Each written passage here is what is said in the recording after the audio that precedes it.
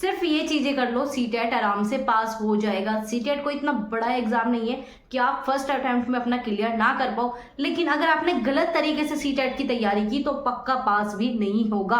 और अगर आप सीटेट पास करना चाहते हो तो बस यही पॉइंट फॉलो कर लो, गारंटी देती हूँ मैं कि सीटेट आपका पास हो जाएगा।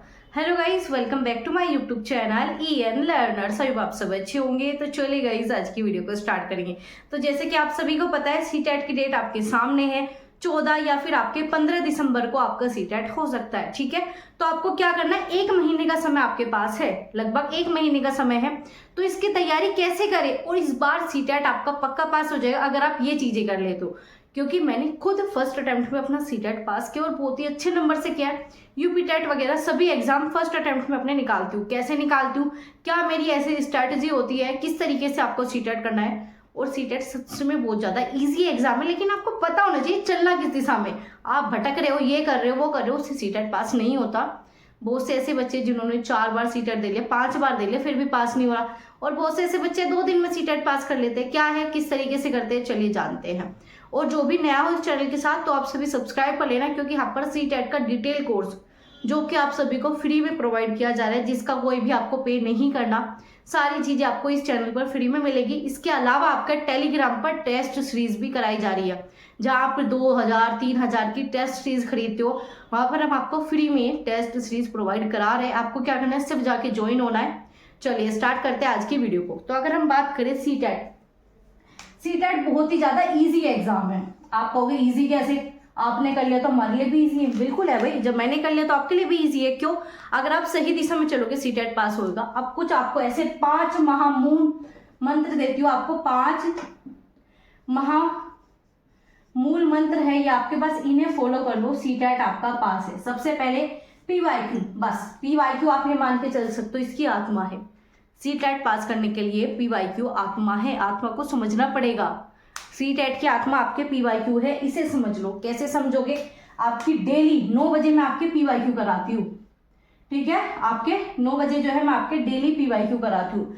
अगर आप ये सीरीज भी कर लेते हो या खुद से भी करो, ऐसा नहीं कि मैं कह रही हूँ कि आप आओ, लेकिन मैं आपको क्या करना सिखाती हूँ, मैं आपको क्वेश्चन सोल्व करना सिखाती हूँ। कैसे, आपके पास 4 ऑप्शन होते हैं। ठीक है, आपके पास 4 ऑप्शन है, मैं चारों में की पॉइंट बताऊंगी कि ये गलत है तो क्यों गलत है, ये गलत है तो क्यों गलत है, ये वाला ऑप्शन गलत है तो क्यों गलत है, और ये वाला सही है तो किस रीजन से, किस की पॉइंट से क्यों आप इसे सही मानोगे। जिन भी बच्चों ने ये 10-12 आपके मॉक किए हैं या फिर जो मैंने आपको PYQ सीरीज कराई है, उन सभी बच्चों को पता है सीटेट कितना इजी एग्जाम है, लेकिन आपको पता होना चाहिए कैसे करना है। वही मैं आपको डेली 9 बजे बताती हूँ। अगर आपने स्टार्टिंग की क्लासेस नहीं देखी तो आप सभी को इसकी प्लेलिस्ट मिल जाएगी भाई, इसकी आप सभी को प्लेलिस्ट मिल जाएगी भाई। एक बार जाके चेक करो और देखो, बताओ कैसे सीटेट पास नहीं होता। फिर कमेंट करके बताना कि मैम मेरा पास नहीं हुआ, मैंने सारी चीजें की जो आपने बताई। ईमानदारी से जो चीजें मैं आपको बता रही हूँ वो कर लो, सीटेट पास हो जाएगा। आगे बात करेंगे PYQ को। बहुत ज्यादा, बिल्कुल कहते हैं ना, इसे छान लेना है PYQ को। लगभग 4 से 5 साल के कम से कम PYQ। ठीक है, जो ऑफलाइन पेपर हुए उन्हें तो छोड़ना ही नहीं है। ऐसे कैसे जनवरी के क्वेश्चन उठा के जुलाई में दे रखे थे, 2 से 3 कॉन्सेप्ट क्वेश्चन तक, ऑप्शन तक उठा के दे रखे थे, और कॉन्सेप्ट तो वही प्याज 3 प्याजे वही सब रिपीटेड है। कुछ भी नया नहीं है सीटेट में। कुछ भी नया क्यों नहीं है, क्योंकि सीटेट का सिलेबस पुराना है, सीटेट है पुराना। ठीक है, तो कुछ भी चीज नहीं कहाँ से ला सकते हैं, सिर्फ क्वेश्चन पूछने का तरीका। पहले सिंपल आते थे कि वाइगोस्की ने कहा क्या, अब आपको क्या देंगे, पूरी एक लंबी चौड़ी थ्योरी देंगे। एक बच्चा है, वो अपने आप से बातें कर रहा है, खिलौने खेल रहा है, ये सब चीजें कर रहा है, तो पूछेगा ये किसका सिद्धांत है।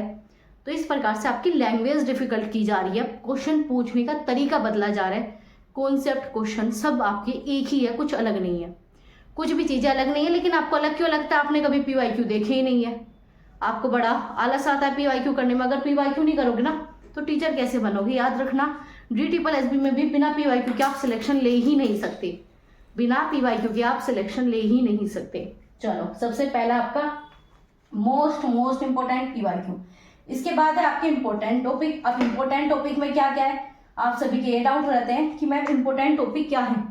जो मैं आपको डेली PYQ कराती हूँ ना, यहाँ से आपके टॉपिक निकलते हैं। कैसे, मान लीजिए आपने देखा 4 से 5 क्वेश्चन वाइगोस्की के आए हैं, तो ये मोस्ट इंपोर्टेंट टॉपिक है। इसके अलावा आपने देखा जीन पियाजे के टॉपिक आए हैं, आपने देखा प्रगतिशील प्रोग्रेसिव लर्निंग के आए हुए हैं। ठीक है, आपका अधिगम अक्षमता, ठीक है, आपका अधिगम अक्षमता, आपका लर्निंग डिसेबिलिटीज, ठीक है, आपका डिसऑर्डर आया, डिस्ग्राफिया, डिसलेक्सिया, डिस्फ्रेजिया, ये सब जो है आपके इंपॉर्टेंट टॉपिक है। यहीं से तो टॉपिक निकलते हैं, वो ही 30 क्वेश्चन, 30 अगर आप सीडीपी के देखते हो सेम टू सेम कॉन्सेप्ट आपके बार बार पूछे जाएंगे। समावेशी शिक्षा पूछ लेगा, प्रगतिशील पूछ लेगा, डिसलेक्सिया, डिस्ग्राफिया, प्याजे, कोलबर्ग, वो ही सब सिद्धांत आपके रिपीट होते हैं, कुछ भी लगभग नया नहीं है। नया क्यों नहीं है, दोबारा से रिपीट करूंगी क्योंकि सिलेबस पुराना है, तो नया कैसे ला सकते हो आप, नहीं ला सकते, ठीक है। तो इंपॉर्टेंट टॉपिक आपको पीवाईक्यू में आपको डेली बताती हूँ, ये आपका इंपॉर्टेंट है, इसे नोट डाउन करो। तो आपको वहीं से अपने नोट्स बनाने हैं, वहीं से आपको अपने नोट्स बनाने, एक महीना भी है ना, बहुत ज्यादा आपका ये कह सकते हो 90 नंबर ही तो लाने हैं, तो आराम से हो जाएगा, इतना भी करते हो तो। लेकिन ईमानदारी से करना है, ऐसा नहीं एक दिन कर लिया भाई हम तो 2 दिन की छुट्टी करेंगे, नहीं भाई, ईमानदारी से डेली आपको अपने माइंड को इस तरीके से लेके जाना है कि जब आप टीचर बन जाओगे तो किस प्रकार से बच्चों को हैंडल करोगे, यही मैं अपनी क्लास में सिखाती हूँ। एज ए टीचर आप कैसे काम करोगे, ठीक है। एज ए आप अगर क्वेश्चन सोल्व करने बैठे हो तो आपको क्वेश्चन ऐसे ही सोल्व करना है कि एग्जाम में बैठे हो। मैं आपको क्वेश्चन सोल्व करना सिखाती हूँ, ना कि क्वेश्चन याद करना। मैं आपको ऑप्शन समझाना सिखाती हूँ, ऑप्शन को गलत क्यों है ये करना सिखाती हूँ, क्वेश्चन सही क्यों है ये बताना सिखाती हूँ। ये मेरी क्लास के सबसे मेन पॉइंट है, ये करो, ठीक है।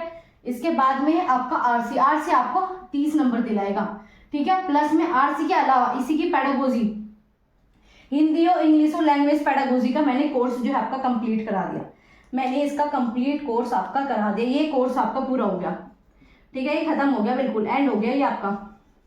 तो इसकी भी मैंने आपको पूरी प्लेलिस्ट दे रखी है, सारे इंपॉर्टेंट कॉन्सेप्ट, पोर्टफोलियो हुआ आपका, सीसीई हुआ, इसके अलावा आपका इसमें आपने बहुत सारी चीजें देखी थी, ठीक है, वो सब मैंने आपका कराया है, कौशल हो गए, ठीक है, आपकी क्षमता इसके अंदर भी आती है। तो जितने भी पेडागोजी है सिलेबस सेम है, चाहे हिंदी लो, इंग्लिश लो, उर्दू लो, फारसी लो, सब में लैंग्वेज आपकी सेम है, लैंग्वेज का पेडागोजी का सिलेबस अलग नहीं है। अब बचिए 30 नंबर, ये 30 नंबर लगभग 90% बच्चे छोड़ देते हैं, और नहीं छोड़ते हैं तो गलत पढ़ते हैं। क्या पढ़ेंगे भाई, ग्रामर पढ़ रहे हैं, संज्ञा सर्वनाम, नाउन प्रोनाउन, ये सब पढ़ रहे हैं, ये आता कहाँ है आपका, 2-3 नंबर का आता है, और आपके सामने है 30 नंबर। 30 नंबर के चक्कर में 2-3 नंबर में लगे रहो, ऐसा नहीं करना। और जो 2-3 नंबर है ना, वो सिर्फ पीवाईक्यू कर लो, इसके वहां से हो जाएंगे। इसकी भी मैं जल्दी से सीरीज लेके आऊंगी, लेकिन आपको खुद से भी करना है भाई, ठीक है। मैं तो आपको सारी चीजें कराऊंगी, लेकिन आपको खुद से करना है, क्योंकि सीटेट आपको पास करना है, मुझे नहीं करना, मैं तो बहुत पहले कर चुकी हूँ। सीटेट आपको पास करना है, पहली बार में आपको पास करना है, तो ये सब चीजें आपको करनी होगी, मुझे नहीं करनी, ठीक है। लेकिन मैं आपको कराऊंगी, क्योंकि मैंने पहले ही कहा है कि चैनल पर जो चीजें प्रोवाइड की जाती है वो सबसे बेस्ट की जाती है। सबसे बड़ी बात, फ्री में की जाती है, फ्री में भी प्लस सबसे बेस्ट कंटेंट आपको दिया जा रहा है। चलो अब आपके यहाँ पर थर्ड पॉइंट में सबसे पहला पीवाईक्यू, पीवाईक्यू से इंपॉर्टेंट टॉपिक निकालो। इंपॉर्टेंट टॉपिक के अलावा आरसी, रीडिंग कॉम्प्रिहेंसिव, पैसिव, गद्यांश, पद्यांश, जो भी आपका आता है 30 नंबर का, तो उसे करो। अब आप कहोगे 30 नंबर कैसे, क्योंकि लैंग्वेज 2 आती है, लैंग्वेज 1, लैंग्वेज 2, और दोनों का सिलेबस सेम है, तो 30 नंबर आपको यहाँ से मिले। अब इसके अलावा एनसीईआरटी, जिन बच्चों का पेपर 1 है वो ईवीएस में एनसीईआरटी पढ़ेंगे, जिनका पेपर 2 है वो एसएसटी या फिर आपका साइंस या मैथ, ठीक है। अब कहोगे 1 महीने में हम पढ़ सकते हैं, भाई 10 दिन में पढ़ लोगे एनसीईआरटी, इतनी इंटरेस्टिंग है एनसीईआरटी, इतनी अच्छी। अरे छोटे बच्चों की तो किताब पढ़नी है, 6ठी से 7वीं 8वीं ये पढ़नी है, ईवीएस तो वैसे भी बहुत छोटी है। तो एनसीईआरटी पढ़ो, किसी के बहकावे में बिल्कुल ना हो कि ये पढ़ो वो पढ़ो।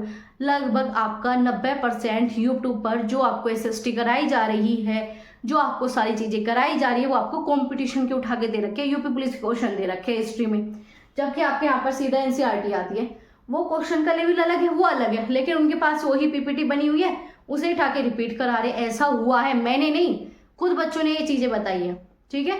एक स्टूडेंट है, उसने कंप्लीट किया एक चैनल से, मैं नाम नहीं लूंगी, बहुत अच्छा चैनल है, वहां से उसने कंप्लीट अपनी एसएसटी की क्लासेस करी, वहां से एक क्वेश्चन भी नहीं था, ठीक है, एक क्वेश्चन भी नहीं था। क्यों? क्योंकि कराया उन्होंने यूपी पुलिस, यूपीएसआई, आपका दिल्ली पुलिस, ये सब चीजें कराई जा रही है वहां पे। वो आता है क्या एसएससी की हिस्ट्री ज्योग्राफी आती है क्या? बिल्कुल नहीं आती भाई, ठीक है। आपकी एसएससी की हिस्ट्री ज्योग्राफी पॉलिटी नहीं आती, आपकी सीटेट है, सीधा एनसीईआरटी से क्वेश्चन पूछता है।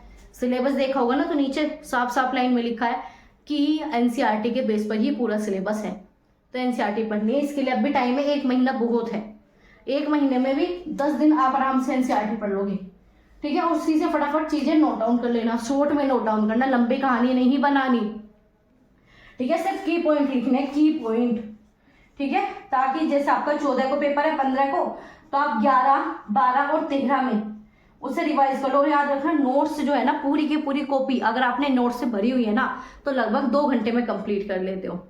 ये मेरा खुद का एक्सपीरियंस है। जितने ज़्यादा बेटर अपने नोट्स बनाओगे ना, उतना ज़्यादा बेटर है। मेरे पास आज भी सीटेट के नोट्स रखे हैं, हर एक चीज़ मेरे पास है। मैंने जिस भी एग्जाम की तैयारी की आराम से उनके अच्छे से नोट्स बनाए हैं, और ना वो नोट्स आपको अभी काम आएंगे, आगे इन फ्यूचर भी काम आएंगे। ये जो नोट्स बनाओगे ना, केवीएस की वैकेंसीज आ रही है, एनवीएस की वैकेंसीज आ रही है, उसमें हेल्प करेगा ही करेगा। चलो आगे बात करेंगे। अब है आपका यहाँ पर टाइम, जो कि लगभग इस बार लगभग आपके कैसे चल सकते हो, 60% बच्चे ये ही नहीं कर पाए। पढ़े लिख के बहुत अच्छा गए, पेपर आता था उन्हें, लेकिन ये नहीं कर पाए तो फिर भी सिलेक्शन नहीं हुआ, क्योंकि लगभग मान के चलो आपने 90 गोले भर दिए, आपके 60 गोले रह गए। उल्टे सीधे भरोगे और 90 में से जरूरी है नहीं 90 के 90 सही हो जाएंगे, 90 से मान के चलो 70 सही हो गए, वहां पर आपके 10 भी सही नहीं हुए, तो फेल हो गए। 20 लाख बच्चे फेल थे, थोड़ी बड़ी बात नहीं थी। 20 लाख बच्चे एक नॉर्मल एग्जाम में फेल हो रहे हैं। क्यों हो रहे हैं? क्योंकि वो कुछ भी पढ़े जा रहे हैं, कुछ भी पढ़ोगे इस बार भी फेल हो गए। तो बता दो, टाइम मैनेजमेंट OMR पर ही करो प्रैक्टिस। बच्चे क्या कर रहे हैं? ऑनलाइन प्रैक्टिस कर रहे हैं। देखो ऑनलाइन करो अच्छी बात है, लेकिन पेपर ऑफलाइन है, OMR कम से कम 10 तो लगा लो, क्योंकि OMR फिल करने में 30 मिनट लग जाते हैं भाई। ठीक है, अगर अच्छे से करोगे 30 मिनट, जल्दबाजी में करोगे 20 मिनट, 15 मिनट, इतनी तो लगती है। तो 2.5 घंटे का पेपर है, तो उसमें से ये बिल्कुल अलग कर लो 30 मिनट तो।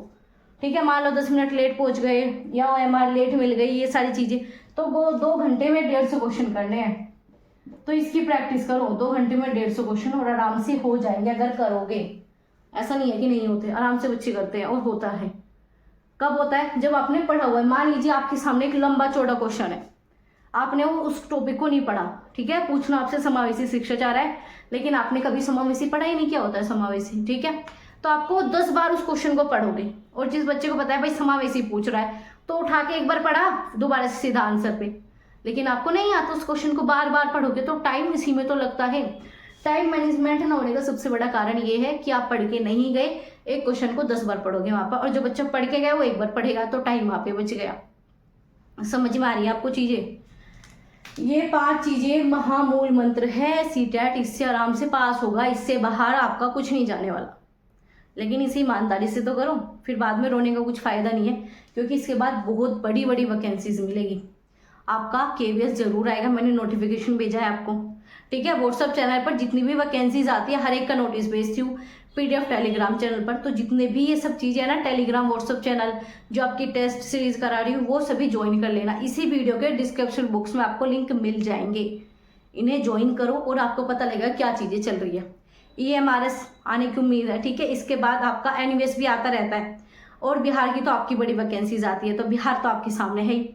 यूपी में भी संभावनाएं है कि मिल जाए, ना भी मिलेगा, बाकी में तो है ना। DSSS भी आपका आएगा, PRT के अभी तक आया ही नहीं है, तो फायदा है ना आपको दिसंबर में एग्जाम क्लियर करो 14-15 में, और 2025 में अपना गवर्नमेंट टीचर बन जाओ। इसके बिना कुछ नहीं होने वाला। ये तो पहली सीढ़ी, अगर इस पे नहीं चढ़ोगे ना तो आगे भूल जाओ, आप मंजिल पे जा सकते हो। और ये बहुत ही ईजी एग्जाम है, जिसने भगा रखा ना कि 4 बार दे लिया मेरा पास नहीं होता, ये बहुत ईजी एग्जाम है, ठीक है। चलो मैं आपको एक एग्जाम्पल देती हूँ। जब मैं अपना सीटेट का पेपर देने गई थी, तो मेरे सामने एक लड़की थी, ठीक है। वो ये कह रही थी कि मैं तो 4-5 बार सीटेट का पेपर दे चुकी हूँ, ठीक है, मेरा क्लियर नहीं हो रहा। उसने क्या कहा, मैं 4 से 5 बार सीटेट का पेपर दे चुकी हूँ, मेरा क्लियर नहीं हो रहा। मैं वहाँ पर बैठ के सोच रही ऐसा क्या है भाई सीटेट के एग्जाम में, मेरा पहली बार में यह क्लियर हुआ था, लेकिन जब एग्जाम से जस्ट पहले कोई आपको बताए मैं 4 से 5 बार दे सकती हूँ, तो मेरा क्लियर नहीं हुआ। तो मैं भी सोचने लगी भाई कुछ तो बात होगी भाई इस एग्जाम में। मैंने एग्जाम देखा, मुझे सारी चीजें वही सब पढ़ा लिखा, सब कुछ पढ़ा लिखा आया। फिर मैंने घर आके देखा, फिर मेरे आंसर मतलब आया, अच्छे नंबर थे बहुत ही। तो मैं सोचने लगी उसका क्लियर क्यों नहीं हो रहा। तो फिर यही तो चीज है ना कि 10 बार दे लो तब भी क्लियर नहीं होगा, अगर पढ़ोगे नहीं, बिना पढ़े जाओगे तो क्लियर होगा ही नहीं। पढ़ के जाओगे तो आपका पढ़ के गए ना तो सीटेट रुकेगा भी नहीं। और इतना भी नहीं पढ़ना, दिन में 2-2 घंटे पढ़ो, सिर्फ 2 से 3 घंटे पढ़ो दिन में। ये आराम से बहुत ही ईजी चीज है, कुछ ऐसा डिफिकल्ट नहीं है, बहुत ज्यादा ईजी है। दिन में 3 से 4 घंटे आराम से निकालो, 1 महीना ये काम कर लो, सीटेट आपके हाथ में होगा, पास होगा, ठीक है। उस पर लिखा आएगा क्वालिफाइड, और जब उस पर क्वालिफाइड लिखा आएगा ना, तब आपको लगेगा हाँ मेरी भी कुछ जिंदगी है, मैं भी आगे कुछ कर सकता हूँ। क्योंकि प्राइवेट में भी जाओगे ना, बिना सीटेट के आपको पढ़ाने नहीं देंगे, पढ़ाने देंगे तो वही आपको 5-6 हज़ार की नौकरी, कुछ फायदा नहीं है उस नौकरी में, ठीक है, काम इतना देंगे, नौकरी आपको 5-6 हज़ार ही मिलेगी। तो आराम से सीटेट पास करो, 1 साल अपना, इसके बाद 5-6 महीने लगाओ अपना DT+B KVS एनिवेस में, और अपना गवर्नमेंट टीचर बन जाओ। और कमेंट करके बताना कि हाँ जी हम बन गए गवर्नमेंट टीचर। तो ये आपका ना सिर्फ सीटेट का सफ़र है, ये आपका गवर्नमेंट टीचर बनने का सफ़र है। तो इस सफ़र के लिए, ऐसी इन्फॉर्मेशन के लिए, अपडेट के लिए, आपके सिलेक्शन के लिए आप इस चैनल को सब्सक्राइब कर सकते हो, और अपने उन सभी दोस्तों के साथ शेयर कर दो जो परेशान हो चुके हैं कि भाई मैं तो सीटेट दे के थक चुका हूँ। उनके साथ शेयर करो, मोटिवेट रहो। एग्ज़ाम है, बहुत ईजी एग्ज़ाम है, ये चीज़ें करो, सही दिशा में चलो, कुछ भी चीज़ें डिफिकल्ट नहीं है। इधर उधर जाओगे ना तो लंबा लगेगा रास्ता और पहुंच भी नहीं पाओगे। तो अपना सीधे चलो, अच्छे से चलो और चलते रहो, रुको मत, ठीक है। तो चले भाई, मिलेंगे ऐसे इंफॉर्मेटिव वीडियो के साथ। तब तक अपना ध्यान रखिए, पढ़ते रहिए, मोटिवेट रहिए, लाइक कर दीजिएगा, वीडियो अच्छी लगी होगी शेयर कर देना अपने सभी दोस्तों के साथ। चलो भाई, मिलते हैं आपसे आगे।